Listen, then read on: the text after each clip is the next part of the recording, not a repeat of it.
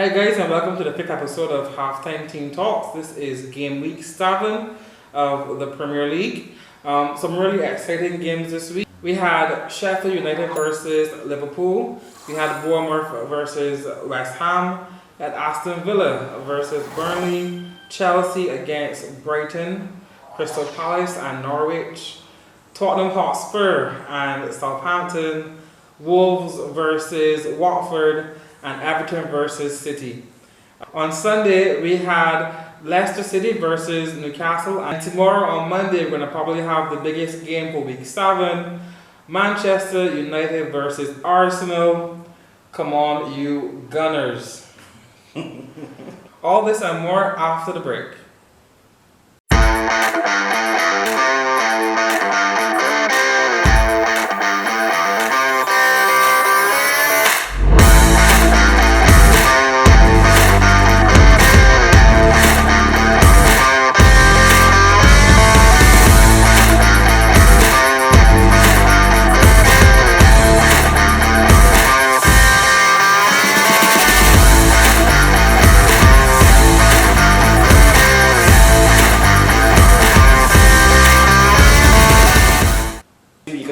We have a sponsor here, and if you all guys want to get a bottle of rum for your own selves, y'all can just check below for the information. Getting into game week 7 on Saturday, the first game for that day, which was an early game, right? Yeah. Tell me how early it was. Yeah. It was Sheffield United versus Liverpool. I really thought that Sheffield United was going to hold them. Sheffield United played so good. Sheffield United had an answer for every probe that Liverpool had. You barely recognize you barely recognize that Mo Salah was on the field. I mean, there was no attacking threat. And what I mean is that Liverpool had a shot on target through the second half. And the thing That's is, what I mean. But the thing is, like I was saying, Sheffield United had the answer for them. Mm-hmm. Everything that Liverpool was doing, Sheffield United had an answer for. And it's only down to a goalkeeping error that Wijnaldum scored. And I don't know if it's because, I'm first in the chasing pack, but I really believe that this was an opportunity to hold Liverpool, for them to drop points, and for everybody else to catch up. But it seems like if nobody else in the league is interested in stopping Liverpool. Liverpool working with a better luck this season, right? Because from the beginning of the season with Liverpool, they had little spots in the games that you tell you. So you never beat Liverpool yet. But Liverpool, luck was on their side.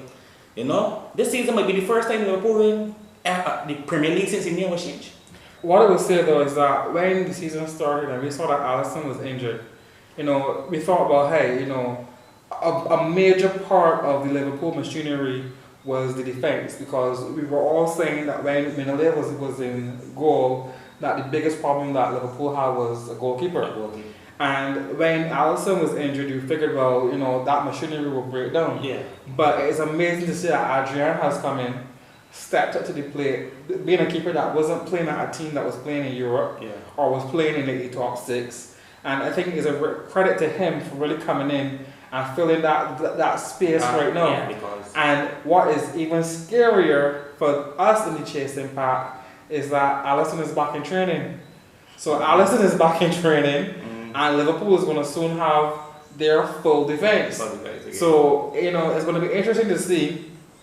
We thought that this would have been the period for them to drop points, but it's not. They haven't dropped any points. Except for Champions League loss, but in the Premier League they haven't dropped points. And to me, Klopp changed the way how Liverpool attacked after they played Barcelona, because they were 3 left down against Barcelona. So Klopp said, you know what, we need to come out and run at these guys, because that's the only way we're going to get goals. And from that game till now, all Liverpool was doing is pressing.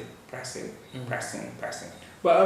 Klopp has been known for his press. There's actually a term called the Jurgen press. Yeah, the Jurgen press. So, he's been known for that. But what I'm saying is that right now, Liverpool has a complete squad. They have defense, they have attack. The only thing I would say that they have a couple aged midfielders, like Lallana, Henderson, Milner. But other than that, they have a complete squad. That's as we were talking about before, right? When it was comparing Liverpool to Man City. To me, that's where Man City got them. Is in the midfield. Yeah, we definitely have an excellent midfield, but we have right now we have Swiss cheese for defense. Alright, and moving on the same day, right after the Liverpool game, I think all these games started at the same time. Except for City. Except for City, yeah. Was Bournemouth versus West Ham United, and that was a 2-2 draw. Yeah, I actually when I was watching that, I was excited to see that Nathan Ake had gotten on the score sheet, but then VAR kicked in again. I think that VAR is really shaping the Premier League. Yeah. Because a lot of goals that would have been given last season are not being given this season. I feel like millimeters of offside, you know what I mean? And I think it is shaping how the Premier League is looking because, for example, the game with Chelsea against Liverpool last week, that would have turned out so much different if Azpilicueta's goal had stayed, you know? And VAR is really shaping how the Premier League is looking because goals and and score lines. Because when a team scores, it changes the complexity and the way that the other team reacts.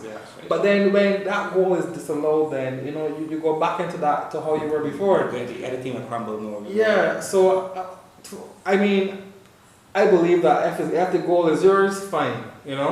And VAR helps to get out of things like pushing and handballs, etc. To me, VAR is a bit unfair. I fear the same thing because at the end of the day, being a millimeter in front of a defender and being offside, you got your head steam. Because when do you move?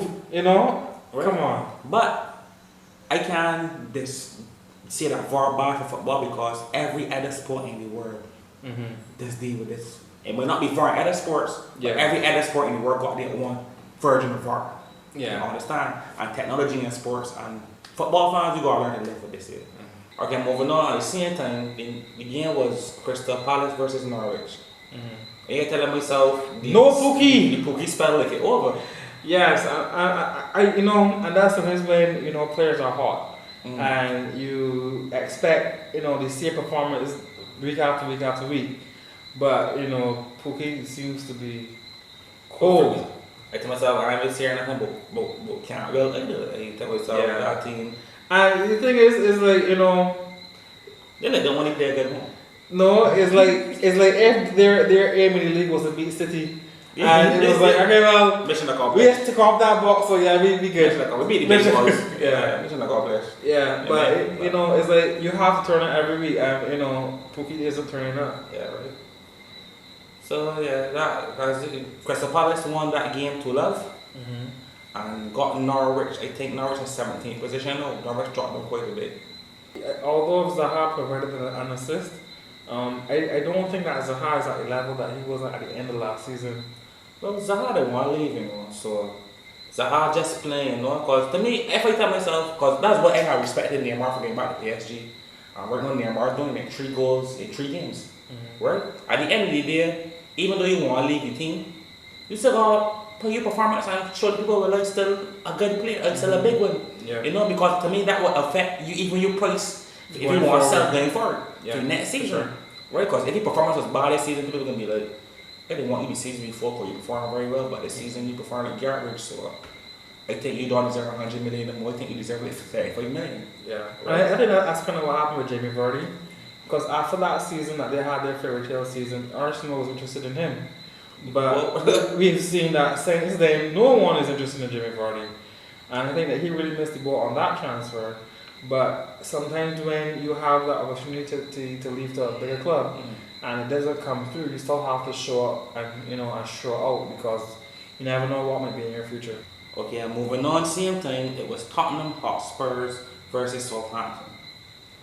No, that wasn't a pretty bad game, a pretty good game. I thought it was a very interesting game, especially when you consider that there was a red card. Serge Aurier was sent off on a double yellow. And for me, I really respected Graham Scott, the referee. Oftentimes when a referee gives a player a yellow card, the player goes and does some other foolishness after that. And the referee thinks it's hard to give him a second yellow because obviously second yellows are signing off. But in this game, Serge Aurier did foolishness after his first yellow card, and people are arguing online that it was a soft red. But at the end of the day, if he didn't have a yellow card already, he would have been given a yellow card to pull him back, the player. So I have no problem whatsoever with the second yellow. But I talk about a soft red to me straight, right? Because if you do foolishness and get a red card, right? To me, sorry, I mean a yellow card. To me, a yellow card is already a soft red. Yeah. Right? And if you do foolishness again, knowing that 2 yellows is a red card, right? And you get another yellow card, or you do another tackle that is deserving of a red card, you should get sent off. Yeah. To me, a soft red is like, if, you know, like how you said that was a soft red. Suppose every man has given him a straight red card without even giving him the first yellow card, right? I would say, well, yeah, that's probably a soft red card, right? But you do foolishness twice, bro. You had 2 chances. Yeah. Right? Get sent off. I also thought it was an excellent goal from Harry Kane. You know, but all in all, it was a good game. Yeah. I think that, you know, maybe Southampton should have been able to show up more. Kudos to Danny Ings for scoring, but to me, you know, you have a team down to 10 men. You know, you could have pressed more because you have the numerical advantage on the field. You could have pressed more. I see if you could have at least gotten a point over that game. I think, you know, maybe it shows a difference in quality, but I really feel like if Southampton should have pressed that advantage and try to get something more out of the game. No, saying on how you saying that because Tottenham had 10 men and Southampton had the full 11, right? It just goes to show the quality in teams. I always tell people, sometimes a one person you defense make a difference. A one person you attack make a difference. A one person you midfield makes a difference, right?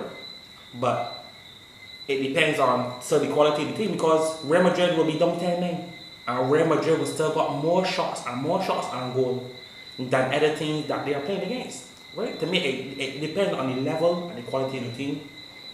You know, let's say on how much men on the field. To me, it depends on the quality of that team. And Tottenham proved they're a quality team against Southampton. Yeah. But I gotta give Danny Ings respect because no matter where Danny Ings goes, he scores goals. I give him the props for that. He might not get a lot of start, but wherever he goes, he never went to a club and didn't score a goal. You know, the whole sometimes players will go to a club and will fail to score a goal.